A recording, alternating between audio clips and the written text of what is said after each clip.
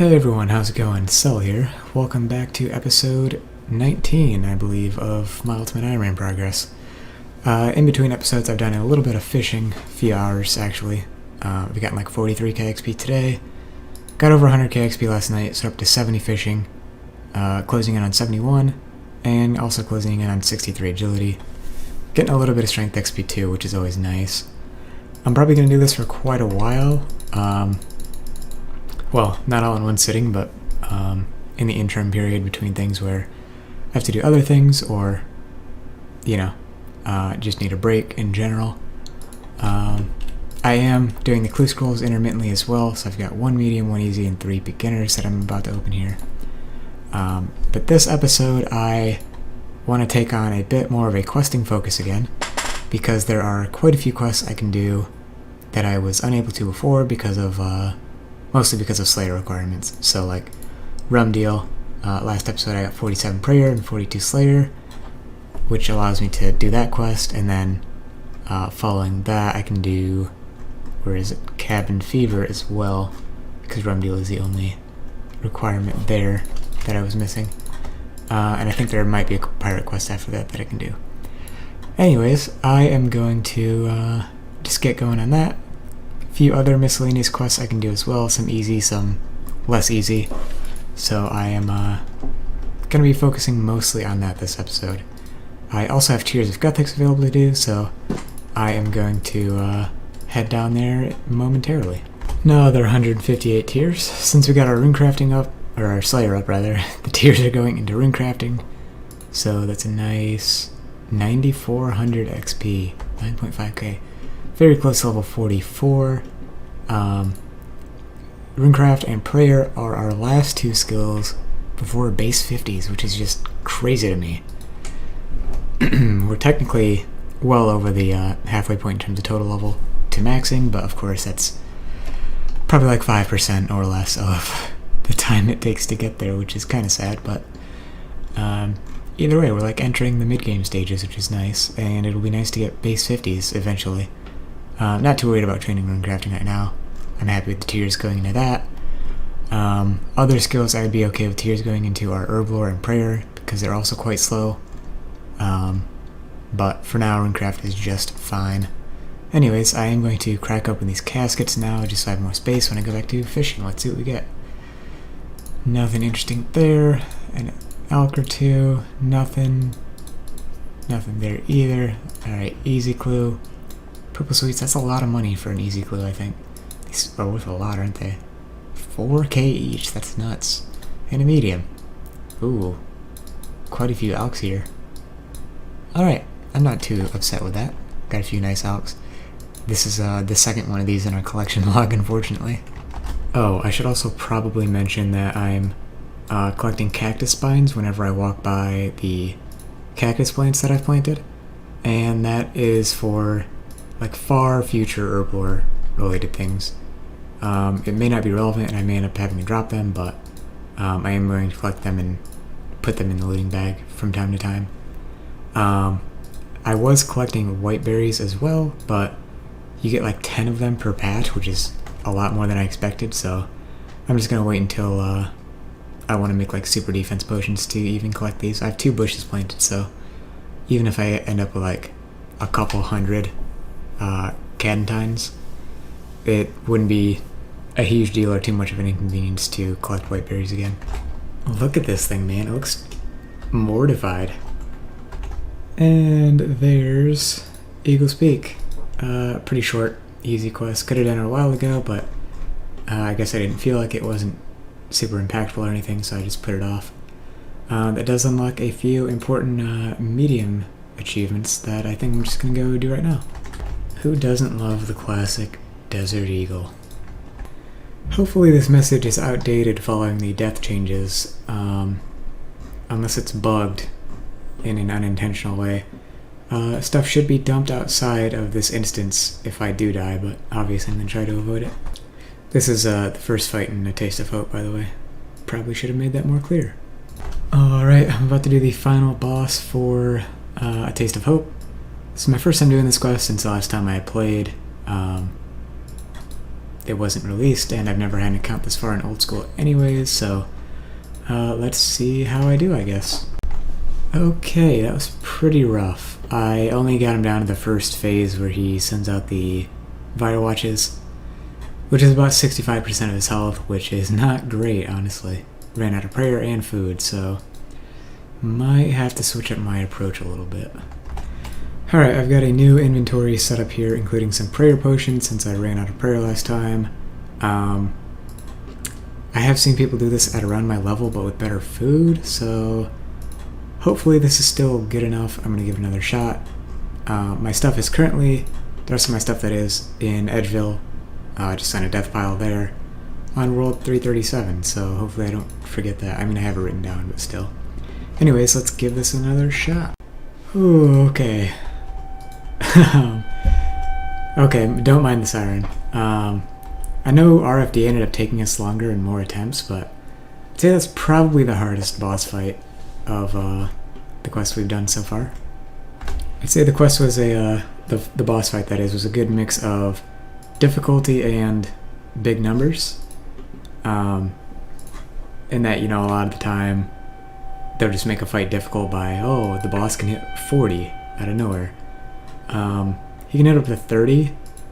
It didn't seem like protection prayers blocked 100% of the damage, which is rare in old school.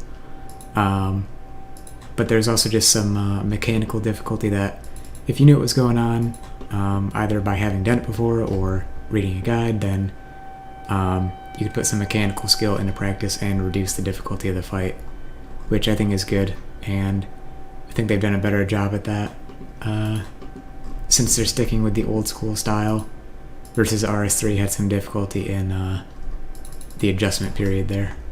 The siren is finished, and this should be quest completed. Okay, he's taking a nap there apparently. And we get a Tome of Experience, which, in line with the rest of the quest series, can go into anything, and that means it goes into Herblore. So 7.5k total Herblore XP, not enough to get us level, but we're about 70% of the way there. Got another easy clue from getting our looting back from thugs, and a new unique bit of GP. Not so bad overall.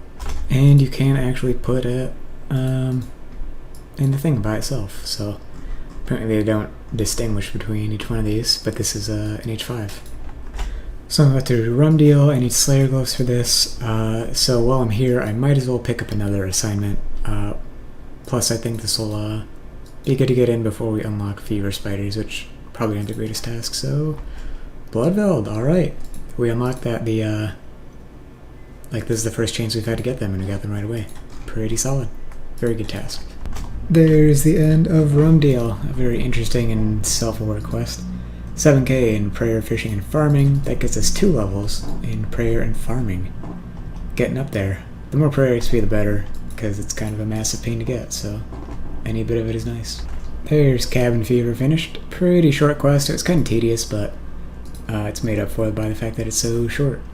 And from that we're getting 51 smithing, 55 crafting, and 63 agility. Very nice levels there. And 55 crafting hits a few requirements. I do want to get 60 smithing at some point in the future as well, just for diary requirements and unlocking the blast furnace completely.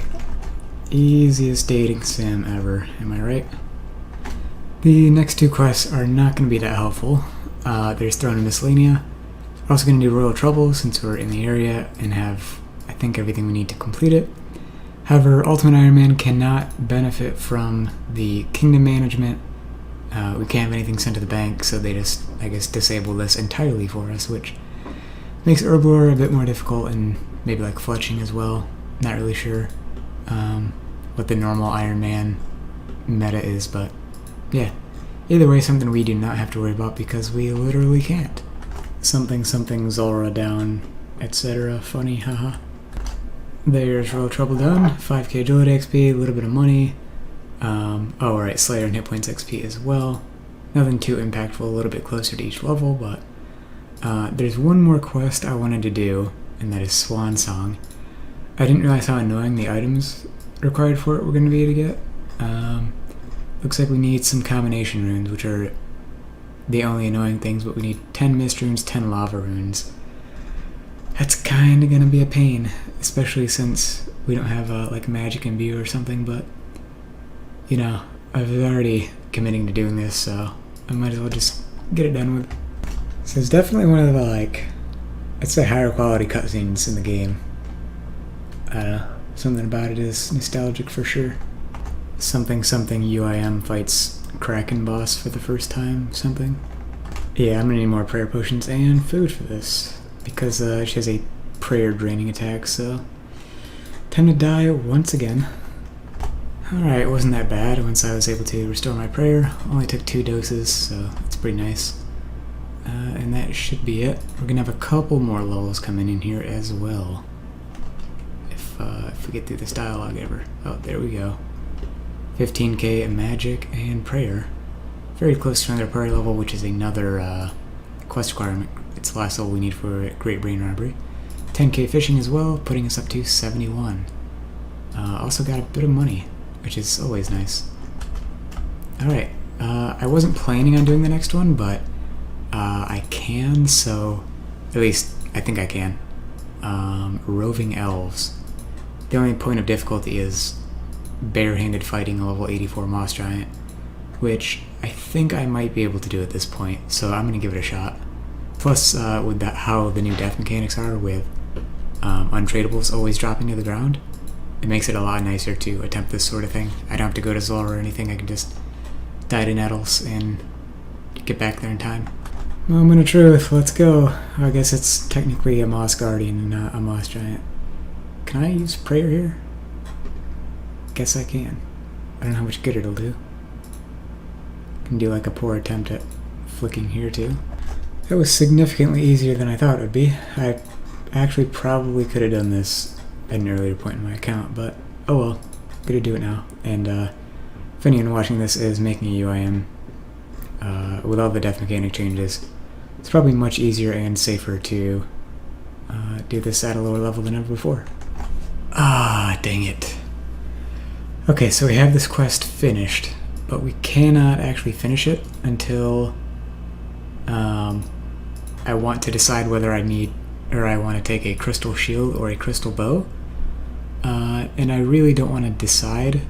I really don't want to have to pick one right now because while I could clear out quite a bit of this stuff in the looting bag, like most of it's junk at this point, and like it's really hopeful to carry on the cactus spines, nature talisman I probably don't need, death runes I could use up, some of these seeds I could use up, etc, etc. I'd probably prefer just to not have it right now. Actually don't even know if they're tradable, so that would be even more of a pain. And I could always get rid of them, I guess, and come back and buy one later, but I actually need some time to think about this. Maybe see what Mudkip did. Yeah, I'm gonna put off finishing Roving Elves for now, even though it would finish off our strength level. The strength XP isn't that important in the end. We're probably gonna go over 99 at some point anyways. It would have been decently nice to get it. I'll probably get it from fishing or something anyways. Just because it seems like a massive pain to get a crystal bow back. It's implied that you can't just buy one here. You have to have a crystal weapon seed and have them recharge it for what is currently a ridiculous amount of money, so I'd rather put that off for a little while and then pick up a bow for the hard Western Provinces achievement of killing an elf with a crystal bow. So probably wait until I'm 70 plus range to do that, which means I'll have to be 70 plus range before I want to do Morning's End Part 1 and 2, but those are probably a decent ways off anyway, so I don't really mind. I also know I keep saying, or extending the episode somehow, but there is one more thing I want to do before closing this one out, and that's to finish off Zeafaber, since I have all my combat stuff right now, and I plan on not having it shortly hereafter. So it'll be nice just to finish out combat-related things for the time being. Alright, I clearly have no idea how long the organized crime takes, or what? I have no idea how to do the organized crime situation, because apparently it's supposed to be the fastest favor gain, but you can only do it every 30 minutes. I guess maybe I'm missing something in that. Maybe I'll just watch the guide again and try to figure it out. Okay, nope. I understood it correctly. Apparently you're supposed to go back to doing other things if there are no organized crime things going. Which makes no sense as to how this can possibly be the fastest favor gain if you have to wait so long. I guess highest effective rate of like active time spent doing it, but if you have to wait 30 minutes between each thing, then why even bother? So I'm probably just going to end up finishing at using med packs on people, so for the time being I'm just going to do the whole shuffle around and get my skilling stuff situated. Put as much in the looting bag as I can. Only 6 spots left, unfortunately, but actually this may involve dying again because I kind of want to take out my axe and do birdhouse runs if I'm going to be skilling a lot next episode. I got an easy clue while doing thugs, so let's crack her open. Oh, that's the worst one so far, I think. So even though the fighter torso is untradeable and we can't put it in the looting bag, luckily there should be a spot for it in the armor case. So that'll sit next to our rogue armor for the time being. Alright, did the whole shuffle situation, and here's what the looting bag looks like afterwards. This will be how it looks like for quite a while, till we get back into more questing and combat related things, but given that the next few episodes are going to be skilling and diary focused, I'd rather set myself up more for that than have like half of my inventory leaning towards one set of play and the other half leaning towards the other. I'm also going to alch my Barrow's gloves because I don't want them taking up a spot. This spot is relatively useful, and we do get 60k out of our 130k back. It's possible I shouldn't have bought them in the first place given how long that I plan on doing combat, which wasn't very long, but I was excited to have them for the first time, so it was worth it in my opinion. But we are going to say farewell to them for now, extra dramatically and all that, and get back to the favor gain. I'm trying to start less clips by saying alright. Maybe you've noticed, maybe not, but it definitely annoys me when I'm editing them, and the clips that is, and putting them all together. Anyways, finally finished Shazian Favor after giving people like 600 medkits. Is it 600? Yeah, it'd be like 600, wouldn't it? Close to that. Took so long. It would have taken even longer if I had less inventory space though, so what can you do? Anyways, with 100% favor in each house, I was going to say class, and then I was going to say clan. I was like, those aren't the right words. I can complete Architectural Alliance, so I'm going to go do that now. And that's the end of Architectural Alliance. Don't have to worry about anything Zaya favor related ever again. I also get a nice hefty XP lamp here going into Herblore. 10k XP, bringing us from almost 55 to about halfway to 56. Very nice, as usual. We make super strengths now. I didn't realize that was a break point there, but that'll come in handy to use these quorums we have in the looting bag at some point. Anyways, that'll be the end of this episode. Got a decent amount accomplished, few miscellaneous levels. We ended up completing 7 quests, as well as almost completing another one, Roving Elves, that again we're not finishing quite yet because of future diary concerns. Next episode, and probably the one after that, I will be focusing on some more major skilling grinds, switching up from the combat focus of the last few episodes and getting more into the skilling aspect, as well as knocking out some diaries, because we currently can almost complete every single easy and medium diary, and part of the skilling grind will be working towards actually being able to complete all easy and medium diaries. So it'll be really nice to have this this section of the interface here fully green on one side, and then we'll just have to worry about the higher stuff at a later date. Anyways, yeah, hopefully you guys enjoyed the episode.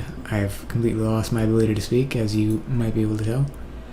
If you did, feel free to give me a like or subscribe if you haven't already. I would greatly appreciate it. Leave me a comment, by the way. Love reading them. And if it's something that can be responded to, I generally respond to them.